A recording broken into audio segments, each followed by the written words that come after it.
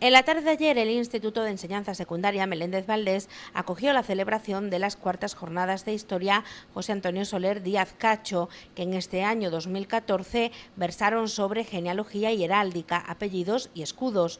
Durante su desarrollo se sucedieron debates y conferencias que ofrecieron nociones sobre heráldica, elaboración de escudos y motivos heráldicos o evolución histórica de los apellidos en España. Al finalizar la jornada charlábamos con dos de los expertos en estas temáticas que ayer ofrecieron su sabiduría al público asistente. Yo me llamo Pedro Cordero Alvarado, aunque yo ya, después de escuchar a nuestro querido amigo, yo ya no sé si me llamo Cordero Alvarado, Alvarado Cordero, o cuál es realmente mi apellido, porque nos ha dado una lección magistral de lo que el origen de los apellidos. Sobre lo que hemos intentado, al menos yo he intentado realizar con esta visita a Villafranca de los Barros, es, primero, estudiar la riqueza emblemática, heráldica que tiene la población. Y segundo, pues dar unas lecciones de heráldica, unas lecciones teóricas y prácticas de heráldicas, que no sé si las habéis visto o no, sobre las divisiones de los escudos, la importancia que tiene la heráldica, la genealogía, que en este aspecto nos hemos complementado el uno con el otro, etcétera, etcétera. Y entonces, pues la gente ha salido bastante conforme, y por lo menos en lo que a mí me han manifestado, porque realmente ha servido para aclararle muchas circunstancias que ellos tenían equivocadas. Un escudo tiene mucha información, ¿no? Nos dice mucho del pasado. Bueno, el escudo de armas, yo ya he dicho que los escudos de armas son los símbolos que, en fin, representan, como dice él, un origen, un apellido, una genealogía, pero que esos escudos no son concretamente, si uno se llama Cordero, no quiere decir que todos los escudos Cordero sean iguales, y aparte de eso no quiere decir que cualquiera de ellos me pertenezca a mí, sino que sencillamente el escudo tiene que haber sido concedido por la autoridad pertinente a una familia, a un miembro de una familia, y este escudo se va transmitiendo generación a generación en esa línea de familia, pero no en los demás. Si se llama Cordero, pues ese Cordero es el que eso, pero los demás Corderos no tienen el mismo escudo de armas que tiene ese, ni ninguno.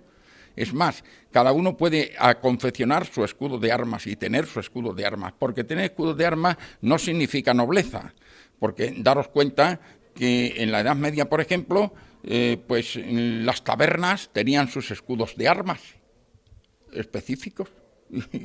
Y eso pues no significaba ni sí ni no, ni todo lo contrario, sino que era una representación, una forma de representarse, como ahora hay otros símbolos para representar los negocios, ¿entiendes lo que quiero decir? Y entonces en la Edad Media, como el escudo de armas era la representación de eso, pues se hacían una taberna o un comercio u otra cosa, el escudo de armas. ¿Es fácil aprender a interpretar un escudo o lleva un trabajo de investigación?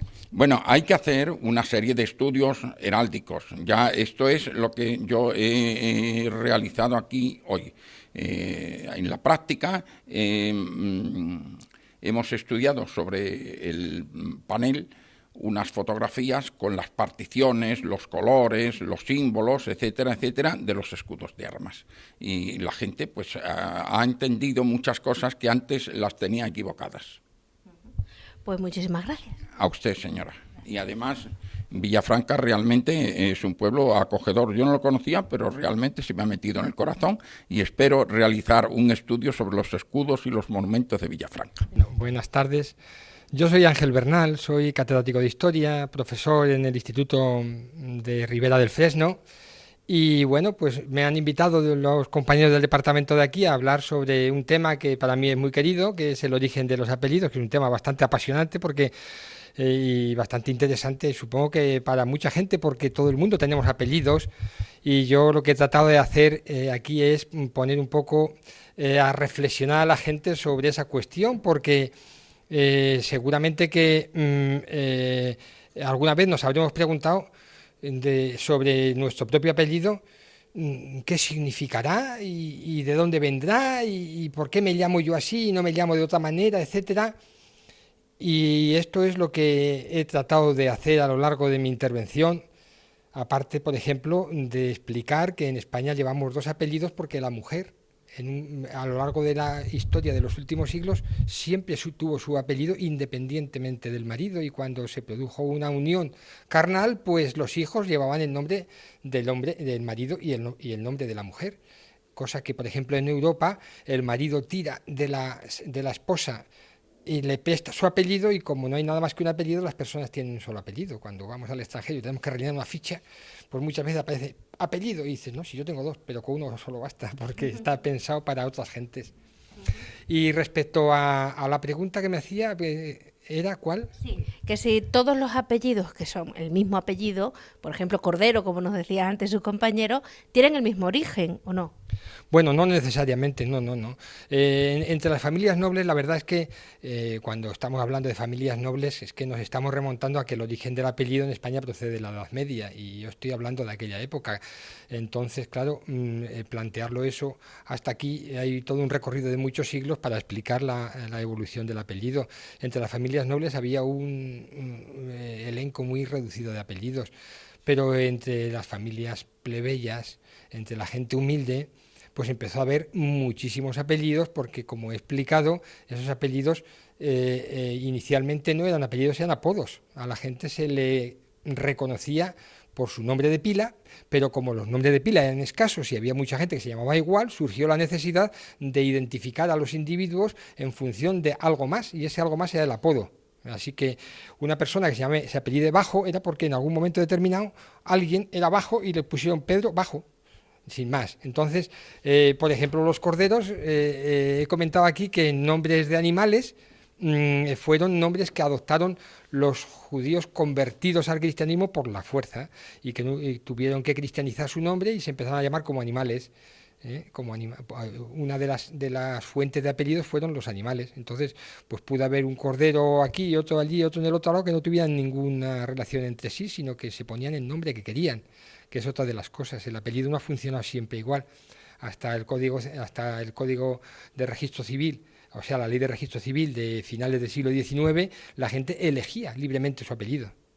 A partir de ahí ya venía la cosa por norma, el que tenía que apellidarse uno como su padre y como su madre.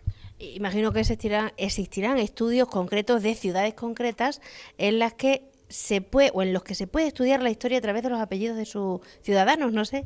Hombre, indudablemente, yo he empezado hablando de una cuestión muy importante que daría en sí mismo para dar una charla al margen del apellido, que es la genealogía. La genealogía es la que estudia los antecedentes de las personas, y bueno, los estudios genealógicos están muy extendidos. Se trata de buscar entre las fuentes escritas y orales y escritas que existen los antecedentes familiares. Entonces, todo el mundo tenemos, y eso lo he querido dejar bien claro, porque cuando hablamos de genealogía parece que nos estamos refiriendo a la familia del rey o de la duquesa de Alba, etcétera. Todo el mundo tenemos nuestra genealogía, porque es verdad que todo el mundo tenemos padre y madre, ¿verdad? Y abuelos y bisabuelos, etcétera, etcétera. Y entonces, pues, todo el mundo tiene derecho también a hacer su genealogía y se puede reconstruir. Yo conozco a gentes que están dedicando muchos desvelos y mucho tiempo a reconstruir su propio árbol genealógico. Eso no siempre es fácil. No, es además bastante difícil. O sea, en 2 o 3 generaciones, o incluso 4, puede ser fácil por el recuerdo oral. Si tu padre se acuerda de su padre y de su abuelo, pues ya tienes reconstruido hasta la 4ª generación. Pero de ahí para atrás, ¿qué pasa? Porque estamos hablando de 150 años para atrás, pues ya hay que ir a archivos y ir buscando los antecedentes. Los lugares de registro de los apellidos son diversos, porque el registro civil empieza a partir de 1870. Hasta ese momento los únicos registros que existen son los registros parroquiales. Pero hete aquí que nuestro señor arzobispo, reverendísimo arzobispo de la diócesis de Badajoz, ha tenido la feliz idea de retirar de todos los pueblos los libros sacramentales, que es donde están registrados todos los nacimientos, defunciones y matrimonios de todas las personas de cada pueblo, y llevárselos a Badajoz. De manera que ahora lo que antes hacían los cronistas oficiales o muchos historiadores o eruditos locales, que era ir a la iglesia y pedirle al cura permiso para ver los libros y consultar y obtener datos, ahora ya no se puede hacer si no es yendo a Badajoz y pagando una tasa. De manera que las cosas se han puesto bastante difíciles. Bueno, ya por último, ¿hay estudios de los apellidos, por ejemplo, de esta zona, de esta comarca?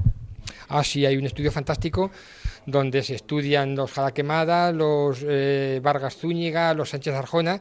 Hay un estudio genealógico fantástico de un historiador de Madrid que entra a relacionar los antecedentes de todas estas familias en sus orígenes más lejanos, y luego todas las ramas que se fueron extendiendo y asentándose pues en Bienvenida, en Talavera, en Villafranca, en Ribera, en Fregenal, y que proceden todos del mismo origen.